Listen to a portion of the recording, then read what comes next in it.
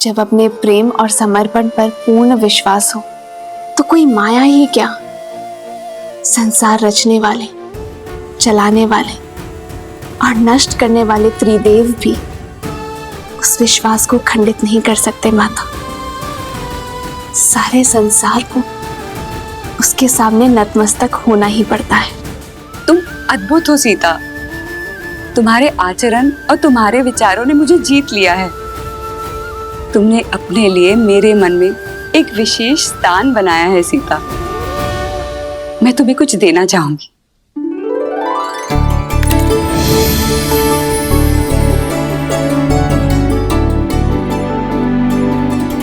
ये दिव्य आभूषण लो सीता।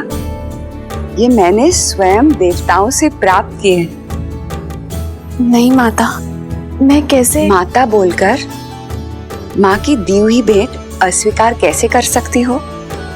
माता पिता के दी हुए आभूषण भविष्य में संकट आने पर पुत्री का सहारा बन सकते हैं। ये भविष्य में आने वाले संकट में तुम्हारी सहायता करेंगे सीता।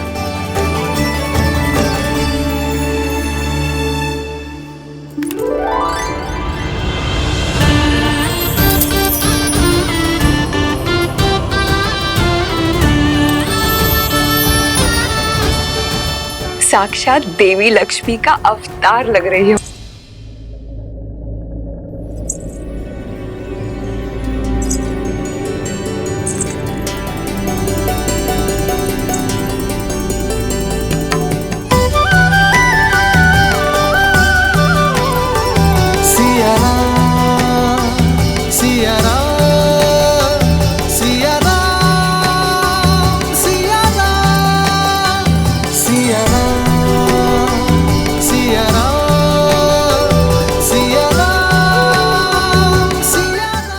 का आग्रह था तो?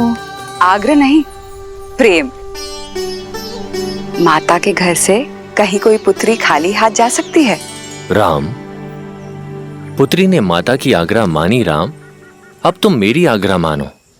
सीता को दंडकारण्य जैसे भयावह स्थान पर मत ले जाओ। ये उनके लिए सुरक्षित नहीं है। आर्य, मेरी दृष्टि में आपका भय अनुचित है। मैंने स्वयं सीता का तेज और संकल्प देखा है। जिस यात्रा पर ये दोनों जा रहे हैं वहां सीता को राम की सुरक्षा की नहीं, परंतु राम को सीता के साथ और संकल्प की आवश्यकता है। राम के शौर्य और सीता के पतिव्रता धर्म के साथ ये कोई भी संकट पार कर सकते हैं। ऋषिवर, आपके प्रेम और आतिथ्य का मैं बहुत आभारी हूं, किंतु कर्तव्य की पुकार है, जाना ही होगा। दंडकारण्य के कुछ ऋषियों को मैंने सहायता का वचन दिया था। आस बांधकर उन्हें तोड़ने का महापाप मैं नहीं कर सकता ऋषिवर। विदा दीजिए ऋषिवर, और आशीर्वाद भी। संध्या होने को है। इस बार में दंडकारण्य जाना उचित नहीं है। आज तुम सब यहीं रुक जाओ। कल भोर में नए सूर्योदय के साथ नई यात्रा प्रारंभ करना। जैसे आपकी आज्ञा ऋषिवर।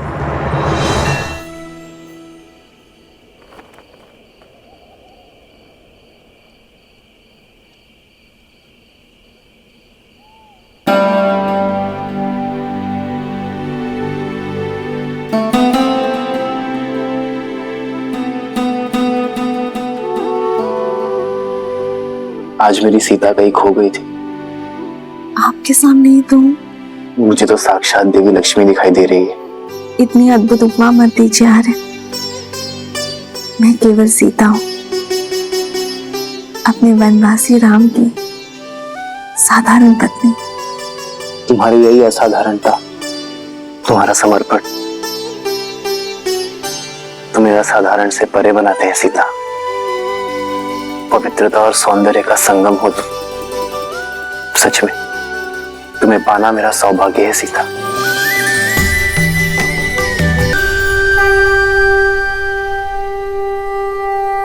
विजयी भव। आयुष्मान भव। राम, एक माता की ये सीख स्मरण रखना, लक्ष्य जितना बड़ा हो मार्ग उतना ही कठिन होता है। अपरिचित संकटों से घिरा है वो स्थान। तुम तीनों की सतर्कता और साथ यही कवच है। एक पल के लिए भी कोई असावधानी मत करना। अवश्य माता।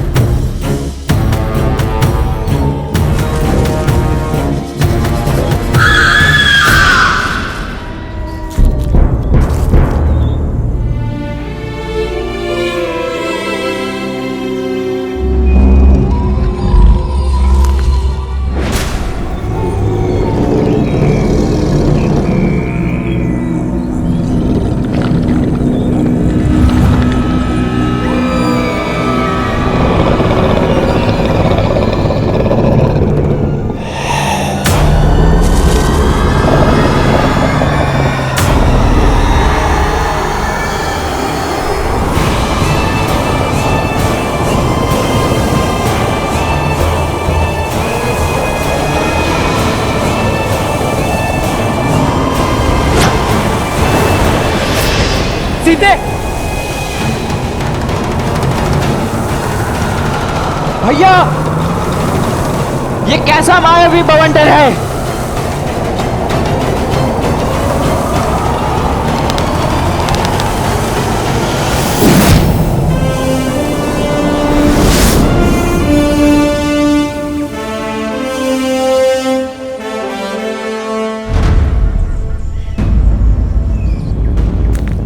भैया,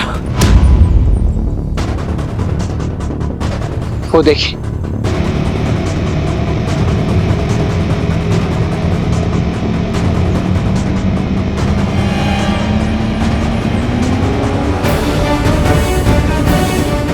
वो महापापी विराट नव युवतियों को ही अपना लक्ष्य बनाता है।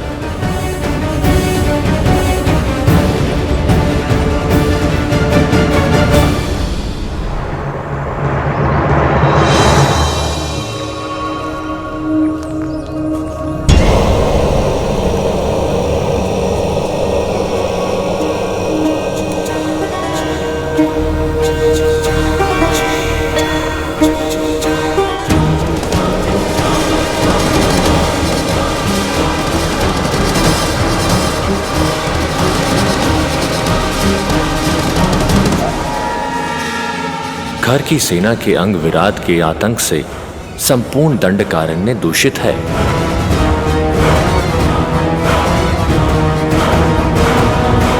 ना जाने कितने ही मनुष्यों को लील गया होगा ये महापापी। इसे अवसर नहीं, अंत की आवश्यकता है। हमें विराट का संहार करना ही होगा लक्ष्मण।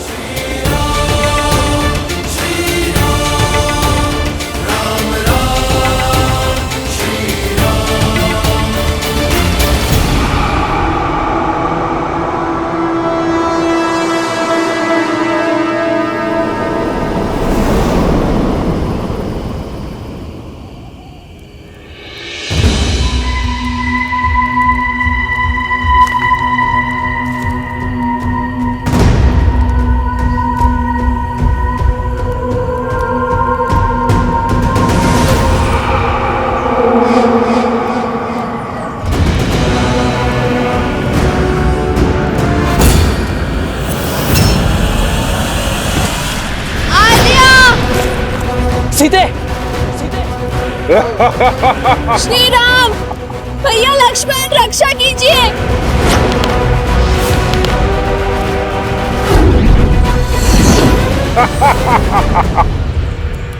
भैया, ये विराट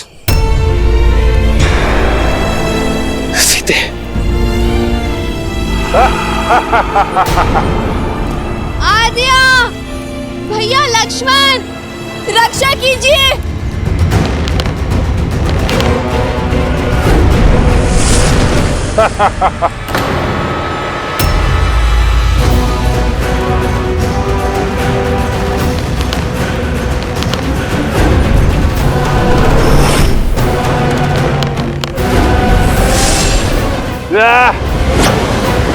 सीते,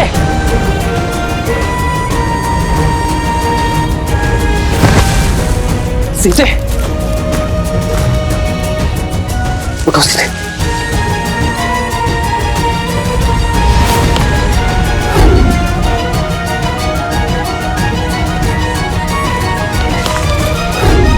भैया, इस पर हमारे बाणों का कोई प्रभाव नहीं हो रहा है। मेरे आहार के बीच बाधा बनने आए हो? पहले तुम्हारा अंत होगा।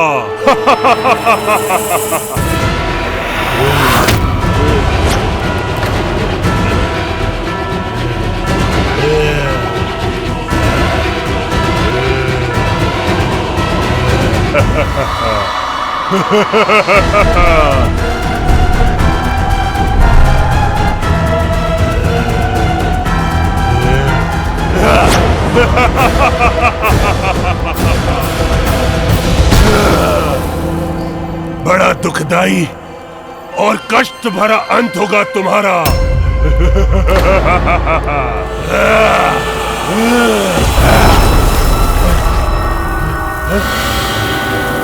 भैया, इस दुष्ट पर तो हमारे समस्त शस्त्र प्रभावहीन है। अब हम करें तो करें क्या? एक वीर का सबसे बड़ा शस्त्र स्वयं उसका बल होता है लक्ष्मण। लक्ष्मण, मल्ल युद्ध का प्रशिक्षण स्मरण है ना?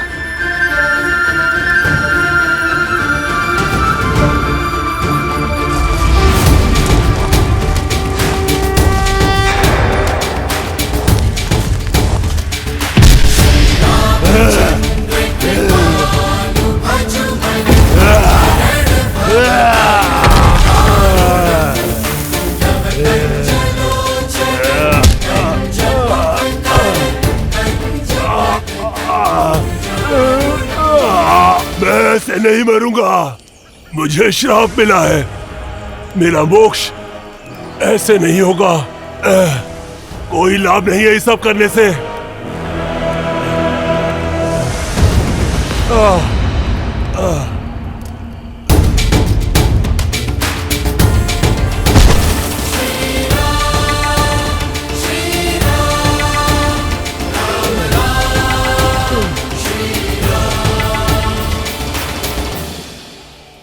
मुझे जीवित की धरती में गाड़ दीजिए राघव, तभी मैं इस नरकीय जीवन और अपने इस शाप से मुक्त हो पाऊंगा। कैसा शाप मिला है तुम्हें विराट? अपना परिचय दो। मैं टुमरू हूं, एक गंधर्व जो श्राप के चलते इस राक्षस रूप में आ गया। काम के मध में चूर होके मैंने कुबेर की पुत्र वधू रंभा पर कुदृष्टि डाली थी। कुबेर की सभा में उसके पति के पास ले जाने के स्थान पर मैंने उसका अपहरण कर उससे विवाह करने का प्रयत्न किया, जिसके दंड के रूप में कुबेर ने मुझे स्त्रियों के अपहरण करने वाला राक्षस बनने का श्राप दिया। और मोक्ष का केवल एक ही मार्ग था, श्री राम, जो मेरा उद्धार करे। आपका कोई अस्त्र शस्त्र मुझ पर नहीं चल पाएगा, इसलिए हे प्रभु, मुझे जीवित ही गाड़ कर मुझे इस श्राप से मुक्ति दें। किंतु मैं ही क्यों? क्योंकि मेरे श्राप और इस पीड़ा का अंत केवल वही कर सकता है जिसने जीवन भर स्त्रियों का सम्मान किया हो, जिसने कभी किसी पर स्त्री पर कुदृष्टि न डाली हो। मैंने मोक्ष की इच्छा से न जाने कितने ऋषि मुनि और देवों के दरवाजे खटखटाए, किंतु सभी के मन में किसी न किसी पराई स्त्री के लिए काम अवश्य जागा था। प्रभु राघव, इस संसार में केवल आप हैं जो पवित्र हैं, इसलिए हे राम, मेरी सहायता कीजिए, मुझे श्राप से मुक्ति दिलाइए। तुम गुरु, तुम्हारा जीवन समस्त संसार के लिए एक सीख है स्त्रियों के सम्मान, उनके आदर का पाठ पढ़ाने वाला अध्याय है। मुझे तुम पर दया आती है तुम्बरू, और मैं तुम्हारी पीड़ा को भी समझता हूं। इसलिए मैं तुम्हें तुम्हारी मुक्ति में सहायता अवश्य करूंगा।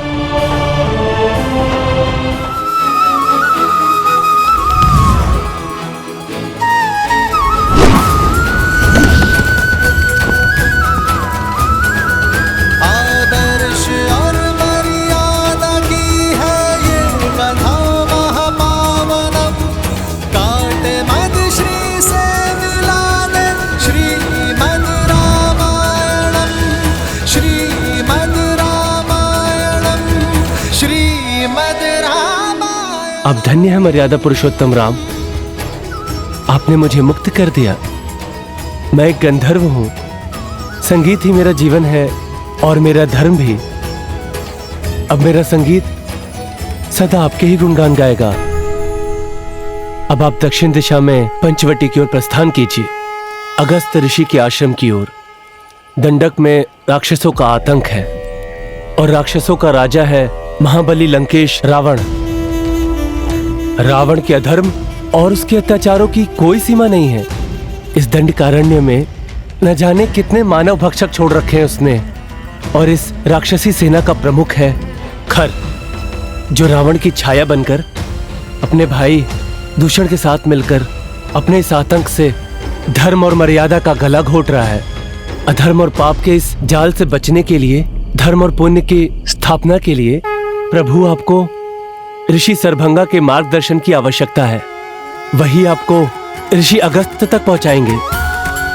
केवल ऋषि अगस्त्य ही हैं जो राक्षस राज और उनके अंत के ज्ञाता है। शीघ्र जाइए राम, ऋषि सरभंगा के जीवन की डोर को आपके दर्शनों की आस ने ही थाम रखा है। फिर तो हमें इसी क्षण निकलना होगा।